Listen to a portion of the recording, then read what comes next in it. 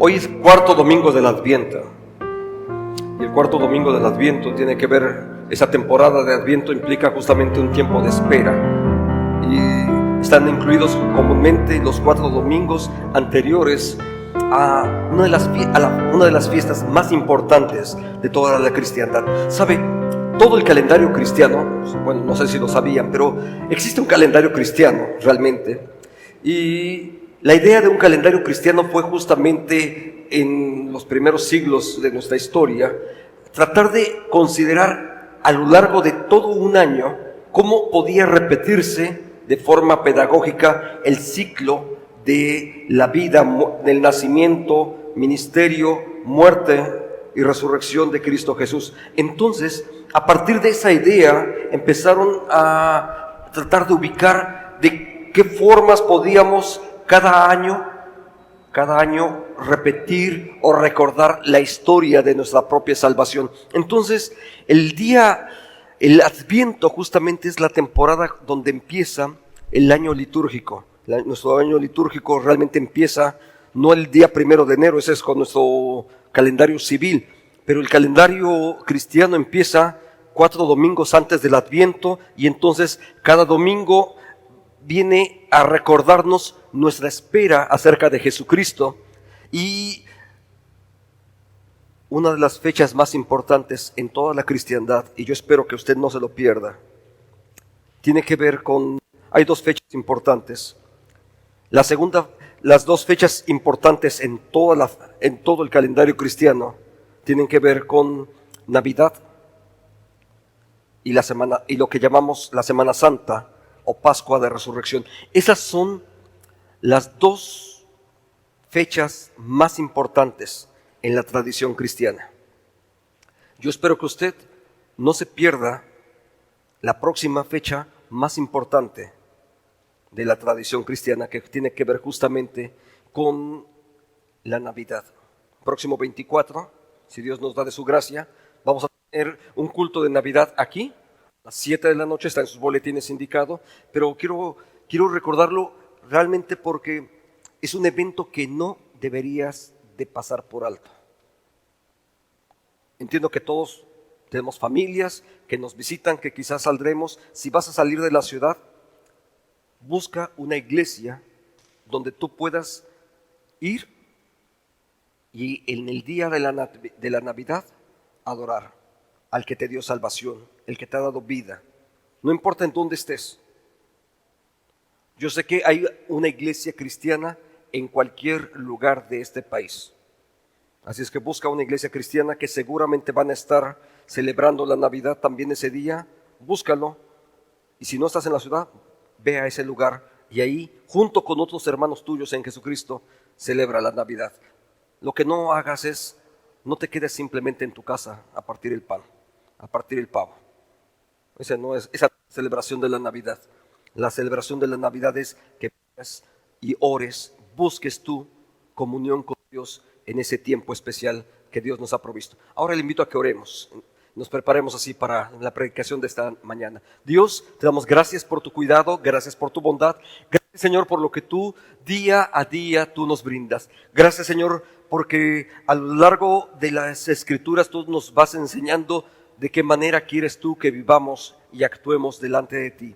Permítenos ahora, siendo instrumentos tuyos Señor, siendo iluminados por tu Espíritu, que sea tu palabra la que hable a nuestra realidad para este tiempo. Te lo pedimos, Señor y Dios nuestro, en el nombre de Cristo Jesús. Amén. Amén. El pasaje del día de hoy habla justamente de un hombre llamado Zacarías. Zacarías es el padre de Juan el Bautista, y que habrá de ser el predecesor justamente de la predicación de Jesús. Pero quiero que ubiquemos brevemente el texto donde él se encuentra, porque él en este capítulo de Lucas, capítulo 1, dice: bendito el Señor Dios de Israel que nos ha visitado. Y quiero que consideremos brevemente la idea de por qué la espera se hace importante. Hace un momento estaba hablando justamente de la idea del Adviento, que Adviento significa justamente la idea de esperar el momento del encuentro, de la venida de Cristo Jesús. Eso es Adviento. Y la idea del Adviento no es nada más de una temporada litúrgica cristiana, sino que también tiene de fondo la idea de que el pueblo de Israel estaba esperando por el advenimiento, el momento en que su Mesías habría de venir para traer salvación y consuelo para su propio pueblo. Hay dos cosas de un hombre, quiero que imagines un poquito a este hombre llamado Zacarías, un hombre ya anciano, muy entrado en años, que había pasado toda su vida ministrando para el servicio en el templo. Toda su vida él se había dedicado justamente a eso. Así es que seguramente como un ministro de Dios había estado orando, esperando, no solamente él, sino que muchísima gente más estaban esperando acerca del momento en el que finalmente habría de venir la salvación para ese pueblo de Dios. Esa es realmente la espera que Zacarías estaba tanto tiempo deseando. Hay dos razones que seguramente para él eran muy importantes. La primera de ellas tenía que ver con porque él sabía acerca de la propia condición de su pueblo. El pueblo de Dios que cumplía con los rituales, pero que su corazón estaba lejos de Dios. Las palabras incluso de Jesús en algún momento fueron, este labio solamente me honra de palabras, de labios, pero su corazón está lejos de mí. ¿Sabe? Ese era uno de los motivos por el cual este hombre estaba esperando la salvación. Estaba esperando el momento en que en verdad Dios interviniera en la vida del pueblo de Dios, de ese antiguo Israel, y que de pronto hubiese un cambio sustancial en la forma de cómo la gente estaba buscando a Dios. No se trata de cumplir con un determinado ritual, de ir, bueno, a ver qué dice la ley, dice que tengo que ir 3 veces al año al templo, pues ok, cumplo y ya, no más. Eso es cumplir simplemente con la propia ceremonia, ¿sabe? Otro asunto tenía que ver con la gran presión social que había en esa época en Israel. Era un pueblo que estaba ocupado ahora por un ejército, por el ejército romano. Y junto con la opresión del ejército romano, que de por sí no eran judíos, sino era gente que había sido impuesta, un imperio que les había ahora controlado. Pero junto con ello también había muchísimos militares que venían y les oprimían. Había muchísima violencia. Para cobrar impuestos, obviamente Roma quería su tajada de impuestos y no importa cómo te va a ti. Yo necesito la cantidad de impuestos. Y si prosperas o no, ¿sabes qué? Primero me pagas los impuestos y después a ver qué ocurre contigo. Eso es asunto tuyo. Pero primero me tienes que pagar mis impuestos. ¿Sabe? Cuando estaba considerando estos dos asuntos, y ese es el escenario del antiguo Israel en el siglo I, y yo les diría, y no ha cambiado gran cosa. En México, más del 90% de la población en México dice creer en Dios. Sean católicos, protestantes, evangélicos, cristianos, lo que usted quiera. Más del 90% de la población de este país, de hecho el 97% aproximadamente, dice que creen en Dios. Pero es una mentira, porque no es cierto. Solamente van a los templos, a misa, en las próximas bodas que se celebren, en los 15 años, en los bautizos. De pronto son cristianos de peregrinación, o por qué no decirlo, hasta entre los evangélicos, cristianos también de temporada, que nada más aparecemos 3 días acá en el año, otros 3 días por allá en el año, y esa es la dinámica en la que nos movemos.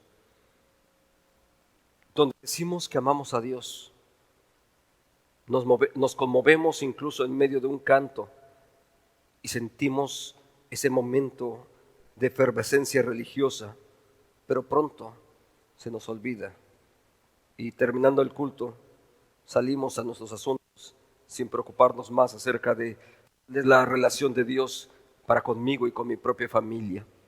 También el escenario de ese militarismo está presente y usted lo conoce. Hoy por la mañana veo un anuncio de que va a haber no sé cuántos militares cuidando las playas. Créame que no me es grato. Donde no quisiera ver militares es en las playas. La verdad es que no quisiera ver militares cada vez que voy al centro comercial. La verdad es que no quiero ver militares cada vez que tengo que cruzar una calle. La realidad es que yo no quisiera eso. Y yo creo que tampoco casi nadie de los que hoy estamos aquí. Pero también sabemos un poco de toda esa violencia y todas esas noticias negativas que todos los días estamos recibiendo. Y no solamente es en esta ciudad, sino prácticamente en cualquier lugar de este país estamos viviendo más o menos circunstancias semejantes. Yo le diría que hoy, como aquel hombre llamado Zacarías, que tanto tiempo estaba anhelando la salvación de Dios, yo pienso que hoy nosotros sinceramente necesitamos una intervención divina que venga y salve a este pueblo, a esta ciudad, a este país. Cuando aquel hombre llamado Zacarías de pronto percibe algo de la presencia de Dios, creo que el escenario de él no era muy diferente al nuestro. Y él exclama una palabra, una frase solamente que está ahí: bendito el Señor. Y en esa frase sencilla, bendito el Señor, Dios de Israel, que ha visitado a su pueblo y redimido. Esa frase que está ahí al inicio del versículo 68, esa frase, ¿sabe?, está denotando el tipo de Dios con el que Él está tratando y de dónde Él entiende que habrá de venir la salvación. Él sabe que la salvación no va a venir de una revuelta judía que acabe contra el imperio romano. Él sabe que eso no va a ocurrir así. Sabe que la transformación que el pueblo de Dios necesita, y no solamente el pueblo de Dios, sino la transformación que necesita toda nuestra sociedad, no viene simplemente porque pongamos más militares y que cambiemos de partido político. La salvación no viene por ahí. La única forma de poder experimentar salvación tiene que ver con la presencia de Dios en tu propia vida. Es la única forma de cómo Dios puede hacer salvación. Por eso cuando Él dice bendito el Señor, usa dos frases, por cierto. La palabra bendito en el Nuevo Testamento solamente se aplica a Dios. Solamente se aplica a Él. Y la palabra Señor también solamente, la palabra Kyrios, solamente se aplica, en este caso, a Jesús. Nadie más es Señor y nadie más es bendito. ¿Sabe? Lo que ocurre con esto es que Él está reconociendo que solamente Dios es la fuente de toda bendición. Si has recibido alguna bendición en tu vida, si lo sabes o no lo sabes, solamente es Dios. Y las bendiciones muchas veces nos llegan todos los días y ni siquiera nos damos cuenta. Gozar de una casa es una bendición. Que tengas oportunidad de ir a la escuela, aunque a veces no nos guste tanto ir a la escuela, de pronto nos cansa, pero que vayas a la escuela es una bendición. ¿Sabes? Porque hay muchísima gente que ni siquiera tiene acceso a la educación. Mucha gente no va a tener eso. ¿Desayunaron hoy? ¿Sí? ¿No desayunaron hoy? ¿Pero piensan comer hoy? ¿O los domingos no se come? ¿Saben?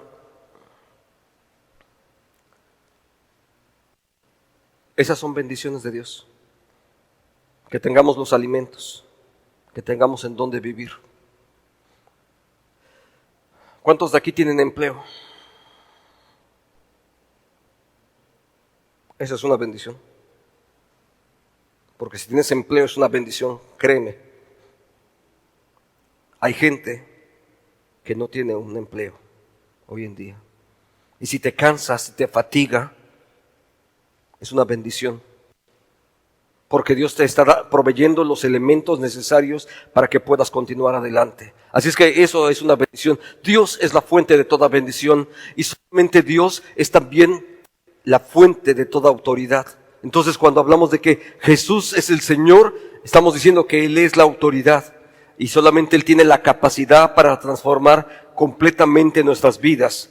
Por eso es que Zacarías inicia cuando él está en esa espera y la necesidad de salvación, él entonces tiene que ubicarse y desechar otras posibilidades de dónde podría venir la salvación para ellos. Y él sabe que la única salvación posible, la única salvación real para su vida, para la vida de la ciudad donde él está, para su país, para su pueblo, la única salvación solamente puede venir de Dios, porque Dios es el autor de todas las bendiciones y porque solamente Dios es el que tiene el poder y la capacidad para transformar nuestra propia realidad. Pero ese Dios fabuloso hace algo increíble para con cada uno de nosotros. Ve lo que dice el texto. Bendito el Señor Dios de Israel, que nos ha visitado y redimido a su pueblo. Y hace dos cosas, ahí están dos cosas que Dios hace para nuestra propia vida. Dios es el que nos visita, ¿sí? La idea de visitar es el Dios que sale a tu encuentro. Yo sé que en muchas ocasiones y de forma cultural la gente propone la idea de que, mira, de pronto hasta me han enviado no sé cuántas oraciones así un poco lastimeras de que abre la puerta de tu corazón, Dios está llamando y esperando a ver a que tú le abras. Estoy hablando con Dios Todopoderoso. Sin embargo, el Dios Todopoderoso se acerca cotidianamente hasta mi vida porque Él quiere bendecir mi vida. Por eso es que llega hasta nuestro propio entorno para poder bendecirte, para poder derramar de su gracia sobre tu vida. Dios es el que se acerca a ti. Realmente nosotros no nos acercamos a Dios. Es Dios el que decide venir. Por eso dice, es Dios el que nos visita. Es el Dios que sale a nuestro encuentro. El Dios que no se queda esperando a ver a qué horas quieres tú abrir la puerta. Dios va por ti. Y sabes, sinceramente Dios es el que nos sale al encuentro. Hay cualquier cantidad de historias en la Biblia que puede uno recordar de cómo es Dios el que sale al encuentro de su propia gente, de su pueblo. Déjeme recordar solamente dos de ellas. Un día va Jacob, acaba de pelearse con su hermano. Bueno, tiene una razón importante por la que se peleó con su hermano. Le acaba de robar la herencia. Y después de que le roba la herencia, sale huyendo. Realmente no crean que andaba buscando precisamente novia, sino que sale un poco huyendo. Sabía el problema que se había metido, pero al final de cuentas ya le había robado su herencia a su hermano, a Esaú. Y cuando va caminando por ahí, es Dios el que sale a su encuentro, en un lugar llamado Betel. Seguramente ha leído ese texto en la Biblia. Le sale a su encuentro. Entonces sale y habla con él. Es Dios el que sale a su encuentro. No andaba aquel hombre buscando a Dios. Se venía de estar de ratero, de estar de tramposo. ¿Usted cree que andaba buscando a Dios? No. Pero Dios sabe que ese tramposo necesitaba ser transformado. Dios nos busca no porque somos buenos, sino porque estamos necesitados. Nos busca no porque somos las mejores personas, sino porque necesitamos de su presencia. A ese tramposo fue Dios el que le salió al encuentro, porque ese tramposo necesitaba ser salvado, reconciliado con Dios y después ser reconciliado con su propia familia. Y tardarían años, pero un día esa acción de Dios, porque Dios le salió a su encuentro, eso finalmente Dios lo habría de usar para que aquel hombre pudiera regresar otra vez a su familia y reintegrarse otra vez con ellos. Dios fue el que le salió al encuentro. ¿Sabe? Esa historia se repite en la Biblia una y otra vez. El Dios que sale a nuestro encuentro para poder traer salvación a nuestras vidas. Pero también es el Dios que nos redime. Es el Dios que irrumpe en nuestro mundo para salvar a los que estamos perdidos. Ve lo que dice este texto al final. Dice, porque el Hijo del Hombre vino a buscar y a salvar lo que se había perdido. ¿Sabes? Dios vino hasta nuestra vida porque estábamos perdidos. Otro hombre del Antiguo Testamento, muy importante, se llamaba Moisés. Un día, queriendo imponer su propia justicia, queriéndolo resolver por sus propios medios, vio la injusticia que un egipcio hacía sobre otro hebreo y queriendo hacer su justicia, lo asesinó. Y tuvo que huir. Estuvo exiliado años y años, exiliado.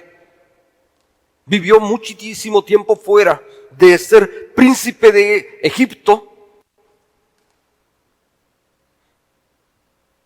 Hasta en caricaturas puedes ver esa historia. De ser un príncipe de Egipto, ahora estaba como un exiliado cuidando borregos. Dios le salió al encuentro. Dios le salió al encuentro porque era un hombre que estaba necesitado. Es cierto, era un asesino. Eso no lo puedes soslayar. Y sabes, cualquier escritor hubiera quitado ese capítulo de la vida de Moisés para no manchar su currículum. Pero la Biblia es tan clara que nos permite ver precisamente el por qué Dios se había tenido que ir a encontrar con un hombre como Moisés. Y lo fue a buscar no en el templo, porque Moisés no estaba en el templo. Estaba por allá cuidando a su ganado, allá en medio de su trabajo. Ahí Dios le salió a su encuentro y ahí fue Dios por él. Porque era un hombre que necesitaba redención. Era un hombre que necesitaba ser salvado de los pecados que él había cometido. Regresar a su tierra y convertirlo ahora a Dios. Dios lo convierte también en instrumento de salvación para muchas otras personas. ¿Sabes? A un asesino, Dios lo pudo convertir en un pastor que llevó a casi 1 millón de personas, o más de 1 millón de personas, para salir de la esclavitud y llevarlos hacia la tierra prometida. Así es que si Dios lo puede hacer con tramposos y con asesinos, seguramente también lo puede hacer con nosotros. Porque Dios es el que tiene todo el poder para hacer las cosas. El texto sigue diciendo, y nos redimió para hacernos su pueblo. Para hacernos pueblo suyo. Yo sé que la idea de hacernos pueblo hoy en día suena un poco, no es muy elegante. Asociamos la idea de ser pueblo con lo común, con lo sencillo. De pronto hasta los candidatos en algún momento se visten un poco de pueblo andando en las calles con la gente común. Pero sabe, eso no tiene que ver con lo que la Biblia enseña. La Biblia dice exactamente de por qué Dios decide hacerlo para con cada uno de nosotros. En el momento en que Dios ve a ese pueblo necesitado de salvación, regreso a la historia de Moisés, en el momento en que Dios ve a ese pueblo necesitado de salvación, Dios interviene y dice Dios acerca de su pueblo, dice, y os tomaré por mi pueblo y seré vuestro Dios. Entonces es Dios el que nos toma y los saca. Y una vez que el pueblo salió de Egipto y empiezan a caminar ahora por el desierto, Dios les da ahora otra promesa más y les dice entonces así: viviré entre ustedes y yo seré su Dios y ustedes serán mi pueblo. Quiero que observes esa misma idea. No solamente nos tomó como pueblo, sino también habla de la presencia de Dios en medio de nosotros. Porque el Dios que sale a nuestro encuentro para redimir, para salvarnos, para redimirnos, no solamente es para que recibas el perdón y ya, sino que después decide acompañar a su pueblo por toda la eternidad. Así es que Dios, una vez que te ha tomado, a través de toda la eternidad va a estar presente. Y hubo un momento, déjame decirlo, que también con muchísima realidad, hay un momento en el que el pueblo de Dios, una vez que ha experimentado la salvación, ya están en la tierra prometida y alguna vez, de pronto, se les olvidan todas las promesas y se les olvida su propia relación con Dios y se vuelven a los ídolos. Y sin embargo Dios los perdona. ¿Sabes? Algunos cristianos incluso de pronto se nos olvida nuestro primer amor que tenemos con Jesucristo. Y aun cuando se nos olvide, también hay perdón para nuestra vida y la oportunidad de ser una vez más reconciliados con el Señor. Veo que ese texto dice de Jeremías, porque ese es el entorno donde el profeta Jeremías lo está diciendo, porque la forma de redimir al pueblo, dice el Señor, dice, ellos serán mi pueblo y yo seré su Dios. Y si sigo todavía un poco más adelante, en el mismo texto de Jeremías, dice un par de cosas más acerca de esto. Dice, y yo haré con ellos un pacto eterno, de hacerles bien siempre, y pondré en su corazón tal respeto por mí, que nunca se alejarán de mi lado. El versículo anterior dice que no solamente para nosotros, sino también para todas las generaciones y para toda nuestra descendencia que está a nuestro lado. Porque esa es la promesa del Señor. No solamente eso, dice el versículo 39, y yo les daré un solo corazón y un solo camino, para que siempre sientan temor de mí por su propio bien y el de sus descendientes. ¿Te das cuenta? Dios simplemente quiere hacernos el bien y poder traer para nosotros todo lo que Él ha querido derramar sobre nuestra vida. Y nos levantó un poderoso Dios. En el versículo 79 del mismo texto del Evangelio de Lucas, dice, para dar luz a los que habitan en tinieblas. Y dar la luz. La luz siempre tiene una gran cantidad de elementos que forman parte de la vida de la iglesia. Pero hay 3 elementos, por lo menos, en los cuales tenemos que asociar en esta mañana con la idea de la luz. La primero de ellos tiene que ver con darnos salvación. Dios vio a hombres y a mujeres perdidos, necesitados, y Dios decidió mostrarnos su salvación. Para eso es que Dios vino a nuestra vida. La razón por la que hoy estamos aquí es justamente para que podamos recibir salvación, pero también es para preservarnos del mal, porque la luz de Dios tiene que ver también con su cuidado, con su guía, con su consejo, con la dirección que Dios quiere que nuestra vida tenga, que no quiere Dios que continuemos en el mismo rumbo de donde tuvo que sacarnos, sino llevarnos y conducirnos a una realidad totalmente diferente. Y por último, guiarnos entonces hacia la verdad. ¿Sabes? Hay tantas cosas en el mundo que son falsas. Hay cualquier cantidad de cosas que son falsas en nuestro mundo. Hay imitaciones de todo. Para todo hay una imitación. Yo le diría generalmente, si es bueno, lo van a imitar. No solamente estoy hablando de ropa o estoy hablando de relojes caros y demás. No solamente hablo de eso. Incluso cuando hablamos acerca de Dios. Porque la idea de Dios de pronto es sustituida por otras cosas. Nada más que mientras que la relación con Dios es gratuita y siempre va a traerte bendición, esa relación con Dios es siempre gratuita y para bendición tuya. Mientras que eso es así, en los otros grupos, finalmente te van a pasar la factura de una o de otra forma. Esa es la enorme diferencia. Pero también la idea de dar la luz es simplemente también para llevarnos a otra cosa.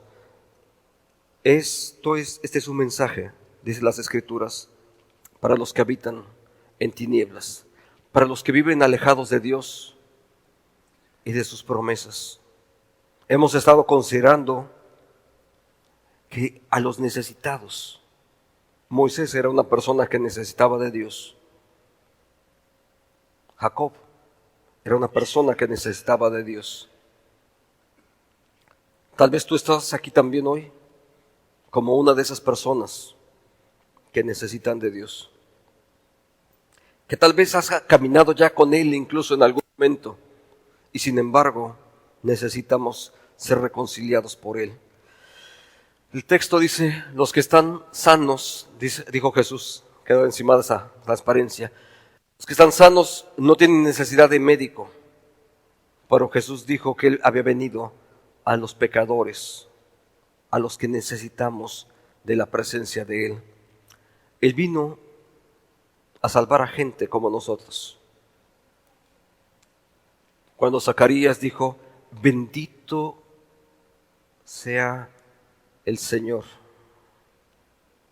porque ha venido a visitar y a redimir a su pueblo.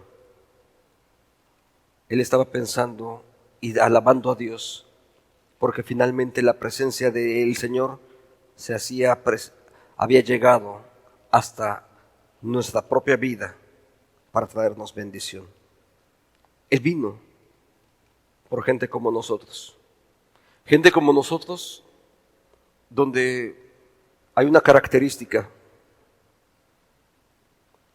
Gente que puede reconocer su necesidad de Dios. ¿Sabes? No importa qué pecado hayas cometido. Quizás tu relación con Dios ni siquiera es muy buena en este momento. Pero si hoy estás entre los que necesitan tener una mejor relación con Dios, este mensaje es para ti. Dios nos llamó justamente para eso. La presencia de Dios y la Navidad tiene que ver justamente con eso. Con que es el Dios que llega hasta mi vida. Dios se encuentra conmigo para que tú experimentes, con cada uno de nosotros, para que experimentemos salvación.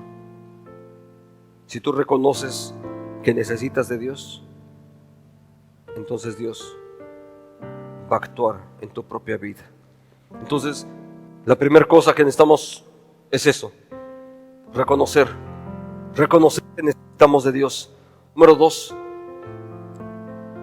recibir el perdón de Dios. Y el perdón de Dios es gratuito. Y lo que Dios hace no tiene consecuencias negativas nunca en mi vida. Porque Él vino para salvar, para perdonar, para llevarnos de un entorno de dolor, llevarnos a que experimentemos su gracia. Esa es la presencia del Dios con nosotros. Pero también cuando hacemos esto, podemos solamente decirle: Dios, recíbeme como tal y como soy. Quiero que oremos así en su lugar. Y si hoy tú necesitas ser reconciliado con Dios, si necesitas de su perdón, quiero orar contigo. Padre nuestro, necesitamos de ti. Vivimos en un mundo, Señor, con muchos conflictos, con muchas necesidades. Pero Padre nuestro, necesitamos de la presencia tuya. Que seas tú el que nos salve. Que seas tú, Señor, el que cambie mi forma de vivir. El que seas tú, Señor, el que perdone mi pecado.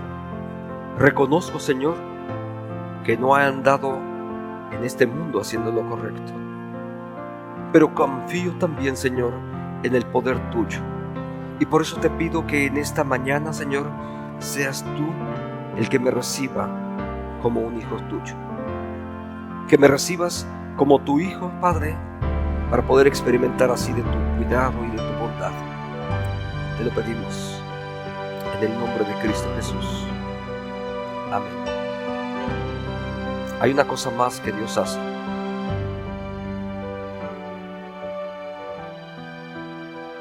Si tú reconoces tu necesidad de Dios y le pides con sinceridad que Dios tome el control de tu vida, si tú lo haces, hay algo que va a ocurrir.